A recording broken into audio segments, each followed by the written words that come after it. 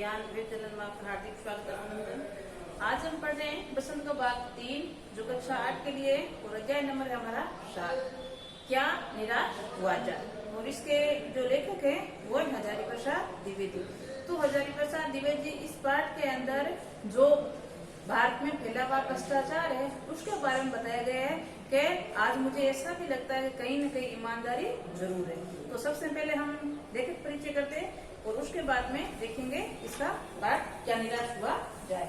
तो कवि लेखक हजारी प्रसाद द्विवेदी जी का जन्म देखते हैं तो इनका जन्म होता है 1907 ईस्वी के अंदर। और हम इनका स्थान देखें कहाँ होता है तो उत्तर प्रदेश के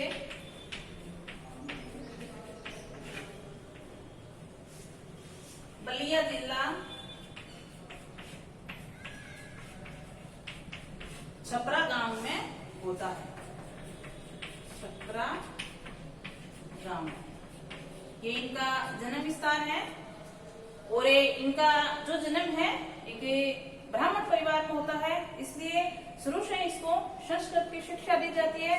और इनकी हम शिक्षा देखें तो जो काशी विश्वविद्यालय है शिक्षा काशी विश्वविद्यालय यहाँ से उन्होंने प्रवेशिका से लेकर प्रवेशिका मतलब 10th क्लास मैट्रिक प्रवेशिका से लेकर ज्योतिष आचार्य तक शिक्षा प्राप्त की है।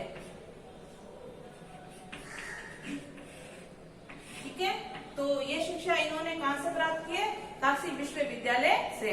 तो प्रवेशिका से लेकर ज्योतिष आचार्य तक। और उसके बाद में इन्होंने मिर्जापुर में अध्यापन का कार्य शुरू कर दिया था। तो अध्यापन कार्य हम देखें तो कहाँ शुरू किया है? मिर्जापुर में।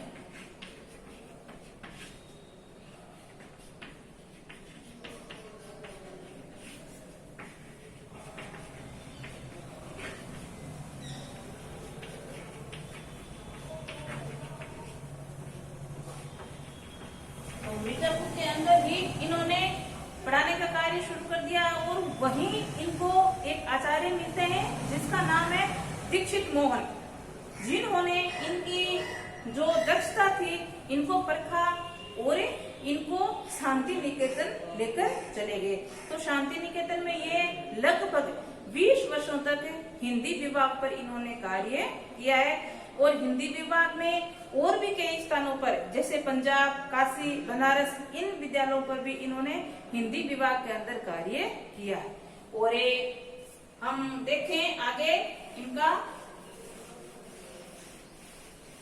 तो आगे ये जो इनके आचार्य जी मिलते हैं इनको, जिनका नाम है क्षितिज मोहन। तो क्षितिज मोहन जी की दक्षता को परखते हैं और इनको कहाँ लेकर जाते हैं? शांति निकेतन।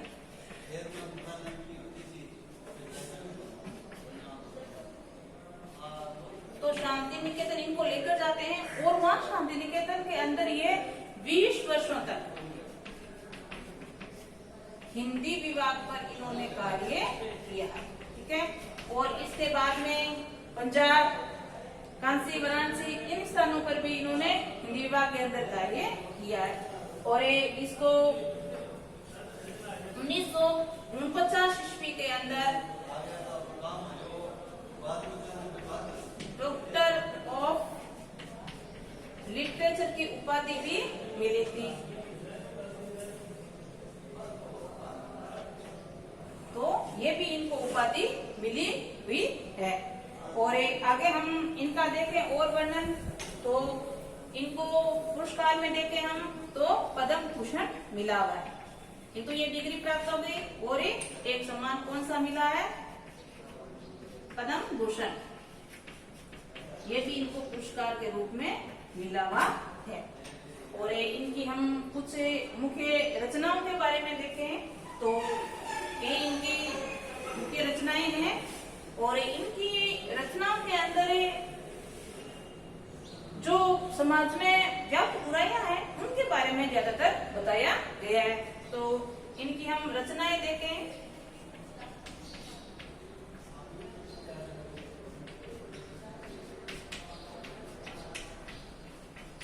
साहित्य,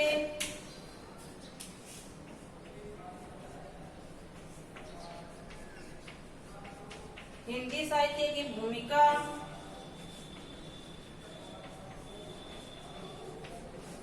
बाण भट्ट की आत्मकथा,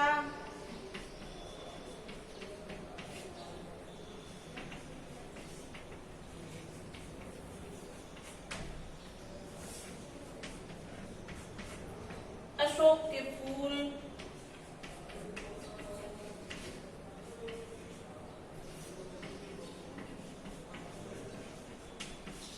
आलोक,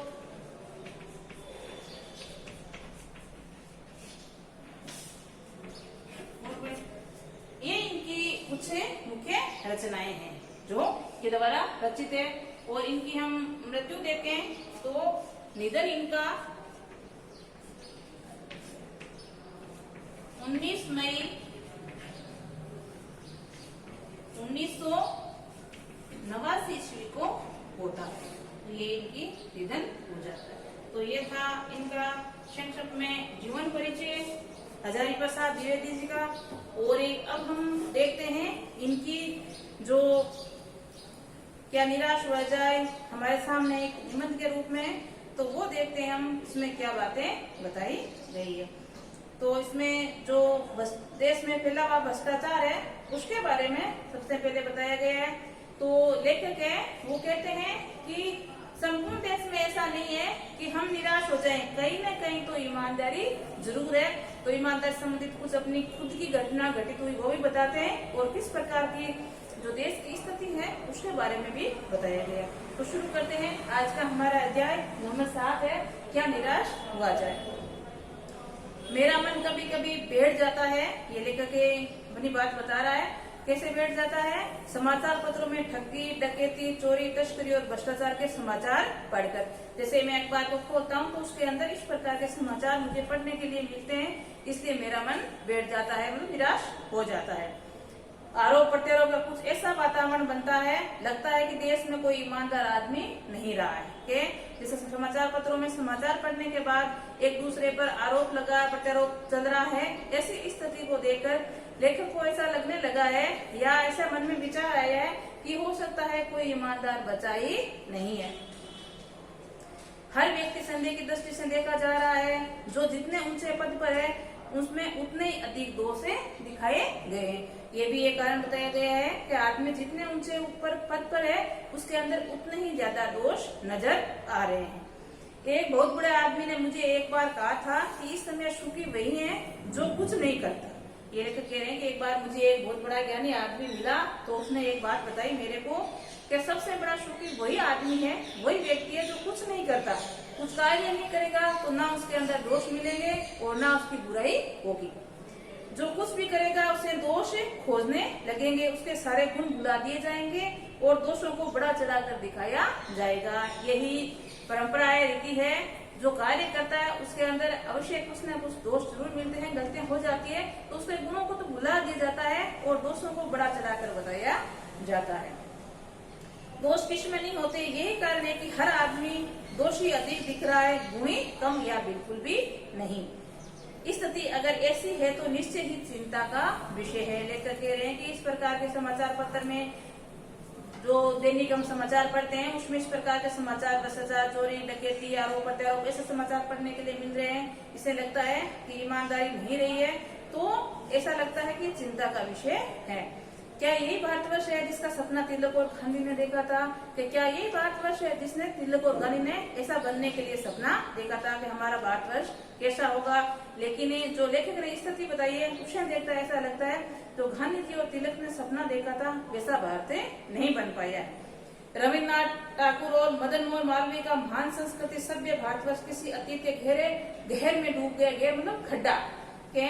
जो रविन्द्रनाथ जी थे, मोहन मालवीय थे, उन्होंने जो सपना देखा था वो नहीं नजर आ रहा है और जो भारत है वो गहरे गड्ढे में डूब गया है।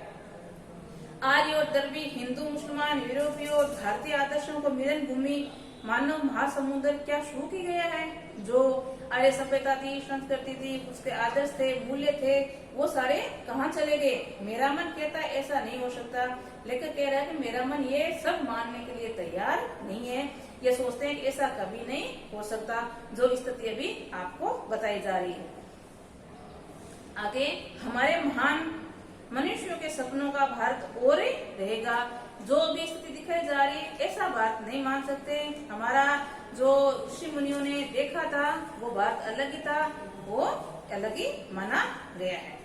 ये सही है कि इन दिनों कुछ ऐसा माहौल बना कि ईमानदारी के मेहनत करके आजीविका चलाने वाले निरोई और भोले वाले श्रमजीवी पिछ रहे हैं। कहते हैं कि आजकल की जो स्थिति है, माहौल है, ऐसा बना हुआ है, जो ईमानदार है और मेहनत करके अपना पालन पोषण कर रहे हैं, अपनी जीविका चला रहे हैं, वो श्रम की चक्की में पिसते जा रहे हैं। और झूठ तथा फ्रेब का रोजगार करने वाले फल फूल रहे हैं, वो झूठ बोल रहे हैं, धोखा कर रहे हैं, फ्रेब कर रहे हैं, वो जो श्रम कर रहे हैं उससे ज्यादा फल फूल रहे हैं, मतलब बढ़ रहे हैं। ईमानदारी को मूर्खता का प्रयास समझा जाने लगा है, और आजकल जो ईमानदार है उसको मूर्ख बताते हैं कि ये मूर्ख है जो ईमानदारी की रट लगाए रखा है, ये ईमानदारी को लेकर चल रहा है। सच्चाई केवल भीरू और बेबस लोगों के हिस्से पड़ी है। ऐसी स्थिति में जीवन के महान मूल्यों के बारे में लोगों को आस्था ही हिलने लगी है। ये जो सच्चाई बताई है, इसमें कहते हैं कि मानवीय जो मूल्य है उसका बिल्कुल हास या नष्ट हो गया है। आगे देखें, भारतवर्ष में कभी भी भौतिक वस्तुओं के संग्रह को बहुत अधिक महत्व दिया गया है, और ये भारतवर्ष में जो हमारी जो वस्तु है भौतिक विलास वाली सुख सुविधापूर्ण, उसको ज्यादा महत्व दिया गया, ना कि आत्मिक वस्तुओं को। तो इसके बारे में देखो लेकर क्या बताते हैं। इसकी दृष्टि से मनुष्य के भीतर जो महान आंतरिक गुण स्थिर भाव से बैठा हुआ है, और प्रत्येक मनुष्य के अंदर ये गुण अंदर तक बिठा हुआ है। वहीं चरम और परम है। लोभ, मोह, काम, क्रोध आदि विचार मनुष्य के स्वाभाविक रूप से विद्यमान रहते हैं कि प्रत्येक मनुष्य के अंदर ये विचार अवश्य रहते हैं। लोभ, मोह, काम, क्रोध के ये का मनुष्य का क्या है? स्वभाव है। पर उन्हें प्रधान शक्ति मान लेना और अपने मन और बुद्धि दोनों के इशारे उस पर छोड़ देना बहुत बुरा आचरण है। होते सभी के साथ ऐसा अवगुण होते हैं, लेकिन उसकी शक्ति को मान लेना या उसके कहे अनुसार चलना, ये बुरा आचरण बताया गया है। आगे, भारत आगे अपने मन और बुद्धि को इन्हीं के इशारे पर छोड़ देना बुरा आचरण है। भारतवर्ष में कभी भी इन्हें उचित नहीं माना है। उन्हें सदा स्वयं के बंधन को बांध कर रखने का प्रयत्न किया है, परंतु भूख की उपेक्षा नहीं की जा सकती, बीमार के लिए दवा की उपेक्षा नहीं की जा सकती, गुमराहों को ठीक रास्ते पर लाने की उपायों की उपेक्षा नहीं की जा सकती। लेकिन कहते हैं कि अलग अलग प्रकार के लोग हैं, अलग अलग प्रकार की बुराइयां, अलग अलग प्रकार के विचारों के, तो उनको जल्दी से ठीक करना ये संभव नहीं है, या उसको एक जैसा मनुष्य बनाना संभव नहीं है। वह यूं है कि इस देश के कोटि कोटि दरिद्रों की हीन अवस्था को दूर करने के लिए ऐसे अनेक कायदे कानून बनाए गए जो कृषि, उद्योग, वाणिज्य, शिक्षा, स्वास्थ्य की स्थिति को अधिक उन्नत और सुचारू करने के लक्ष्य से प्रेरित है। परंतु इन लोगों को इन कार्य के लगाना, उनका मन सब समय पवित्र नहीं होता, प्राय ये भी लक्ष्य को भूल जाते हैं और अपनी सुख सुविधाओं और ज्यादा ध्यान देने लगते हैं। कहते हैं कि समाज की स्थिति को सुधारने के लिए कई प्रकार के कानून, कायदे, नियम बनाए गए हैं और उसकी पालना करवाने के लिए कुछ रखे भी गए हैं, लेकिन उनमें के अंदर लोग लालच आने के कारण वो अपने लक्ष्य से हट जाते हैं और अपने सुख सुविधा पर ज्यादा ध्यान देना शुरू कर देते हैं। भारतवर्ष सदा कानून को धर्म के रूप में देखता आ रहा है। आज एकाध धर्म और कानून में अंतर कर दिया गया है। धर्म को धोखा नहीं दिया जा सकता, कानून को दिया जा सकता है। ये लेखक के विचार है कि धर्म को हम धोखा नहीं दे सकते, लेकिन कानून को दिया जा सकता है। यही कारण है कि जो लोग धर्म भीरू है वे कानून की त्रुटियों के लाभ उठाने में संकोच नहीं करते, मतलब बिल्कुल संकते नहीं है। इस बात के पर्याप्त परिणाम खोजे जा सकते हैं। समय के ऊपरी वर्ग में चाहे जो भी होता रहा हो, भीतर भीतर भारतवर्ष अब भी अनुभव कर रहा है कि धर्म कानून से बड़ी चीज है। अब भी सेवा, ईमानदारी, सच्चाई और आत्मीयता के मूल्य बने हुए हैं। कहते हैं कि ये हो सकता है प्रत्येक मनुष्य में ना हो, लेकिन लेखक कह रहा है कि मेरी नजर में मैंने आज भी देखा है, कई मेरे साथ ऐसी घटना भी घटित हुई है, जिससे ये पता चलता है कि हमारे समाज में आज भी सेवा, ईमानदारी, सच्चाई और आत्मीयता के मूल्य हैं वो बचे हुए हैं। वे दबे अवश्य हैं, लेकिन नष्ट नहीं हुए। वो दबे हुए जरूर है लेकिन बिल्कुल पूर्णतः समाप्त नहीं हुए। आज भी मनुष्य के प्रेम करता है, महिलाओं का सम्मान करता है, झूठ और चोरी की गलत समझता है और दूसरों की पीड़ा पहुंचाने वालों को पापी समझता है। तो ऐसे कुछ मनुष्य हैं जिसके अंदर ये सारे गुण हैं। हर आदमी अपने व्यक्तिगत जीवन की इस बात का अनुभव करता है। समाचार पत्रों को जो भ्रष्टाचार प्रति अपनी आक्रोश करता है, यही साबित करता है कि हम ऐसी चीजों को गलत समझते हैं। कुछ समाज में ऐसे भी व्याप्त है जो भ्रष्टाचार के खिलाफ जो पेपर में आ रहा है उसके प्रति आक्रोश व्याप्त करते हैं, महिलाओं का सम्मान करते हैं। तो देखा जाए तो आज हमारे समाज में कुछ ईमानदारी बची भी है और समाज में इन तथ्यों को प्रतिष्ठा कम करना चाहते हैं जो गलत तरीके से धन या मान संग्रह करते हैं। और ये जो गलत तरीके से धन कमाना चाहते हैं, मान सम्मान कमाना चाहते हैं, वो जो ये व्यक्ति जो उभर कर सामने आ रहे हैं उनको नष्ट करना चाहते हैं। दोषों का पर्दाफाश करना बुरी बात नहीं है। बुरे ये मालूम होती है कि किसी के आचरण का गलत पक्ष को उद्घाटित करते उसमें रस लिया जाता है और दोष उद्घाटन के एकमात्र कर्तव्य मान लिया जाता है। बुराई में रस लेना बुरी बात है, अच्छाई में उतना ही रस लेकर उद्गार न करना और भी बुरी बात है। बुराई का साथ देना और बुरी बात है, लेकिन जिसने किसी अच्छाई का कार्य किया है तो उसकी अच्छाई का साथ ना दे वो और भी बुरी बातें बताई गई है। सैकड़ों घटनाएं ऐसी घटित है जिसमें उद्गार करने पर लोग जितने अच्छाई के प्रति अच्छी भावना जागृति हुई है कि हमारे सामने ऐसी लाखों घटनाएं देखने को मिलती है जिसमें अच्छाई झलकती है लेकिन अच्छाई का साथ देने वाले बहुत ही कम मिलते हैं। ये एक लेखक अपनी घटना अच्छाई की ईमानदारी की घटना बताई गई है। देखो किस प्रकार उनके साथ घटित हुई है। देखो, एक बार रेलवे स्टेशन पर टिकट लेते हुए गलती से मैंने 10 रुपए के बजाय 100 रुपए का नोट दे दिया। कहीं लेकर ट्रेन में सफर करने के लिए जा रहे हैं तो वहाँ टिकट खिड़की से टिकट लिया है तो टिकट 10 रुपए का था तो उसने गलती से 100 रुपए दे दिए और जल्दी जल्दी गाड़ी में आकर बैठ गया और टिकट ले लिया और वापस रुपए ध्यान नहीं दिया, लिए नहीं और जल्दी से आकर अपनी गाड़ी में बैठ गए। थोड़ी देर में टिकट बाबू इन दोनों के सेकेंड क्लास के डिब्बों में हर आदमी का चेहरा पहचानता हुआ उपस्थिति हुआ। जो टिकट दे रहा था टिकट बाबू उसने क्या किया, जो लेखक ने 100 रुपए दिए थे तो लेखक को ढूंढता हुआ सेकंड क्लास में टिकट ली थी तो सेकंड क्लास में प्रत्येक चेहरे को ढूंढता हुआ लेखक के सामने वो उपस्थिति हुआ है। और ये देखो उसने मुझे पहचान लिया और बड़ी विनम्रता के साथ मेरे हाथ में 90 रुपए रखते हुए बोला, वह बहुत गलती हो गई थी, आपने भी नहीं देखा और मैंने भी नहीं देखा। इसके चेहरे पर विचित्र संतोष की गरिमा थी और मैं चकित रह गया। लेखक ने जब ये ईमानदारी देखी कि देखो वास्तव में कितना ईमानदार है, मैंने भी गलती से दे दिया, ध्यान नहीं दिया, लेकिन मैं जल्दी में निकल गया वहां से तो उसने भी ध्यान नहीं दिया। फिर अगर ध्यान नहीं रहा फिर ये मुझे ढूंढता हुआ प्रत्येक पैसे को पहचानता हुआ मेरे पास आ गया और विनम्रतापूर्ण मुझे वापस पैसे लौटाए और कहा है कि मेरे से गलती हो गई है। तो ये क्या है, ईमानदारी की मिसाल बताई गई है। तो लेखक को बड़ा आश्चर्य हुआ कि जो मैं देख रहा था, पढ़ रहा था, समाचार पत्रों में स्थिति पढ़ रहा था, उसे ये लग रहा है कि वास्तव में पूर्णतः ईमानदारी नष्ट नहीं हुई है। कैसे कहूँ कि दुनिया में सच्चाई और ईमानदारी लुप्त हो गई, मतलब समाप्त हो गई है या खत्म हो गई है, ये हम नहीं कह सकते, क्योंकि लेखक के साथ ऐसी कई घटनाएं हुई है जिससे ये बात दर्शाती है कि ईमानदारी खत्म नहीं हुई है। ऐसी अनेक अवांछित घटना हुई है, परंतु एक घटना ठगी और वंचना से अनेक घटनाओं की शक्तिशाली होती है। लेकिन एक घटना अगर ठगी की हो जाए तो जो अच्छी ईमानदारी घटनाएं वो सारी समाप्त हो जाती है। तो और भी लेखक के साथ कई ऐसी घटनाएं घटित हुई है जो हम कल पढ़ेंगे, किस प्रकार ईमानदारी घटना है या सहायता की घटना है और साथ में करेंगे प्रश्नोत्तर। तो आज के लिए इतना है।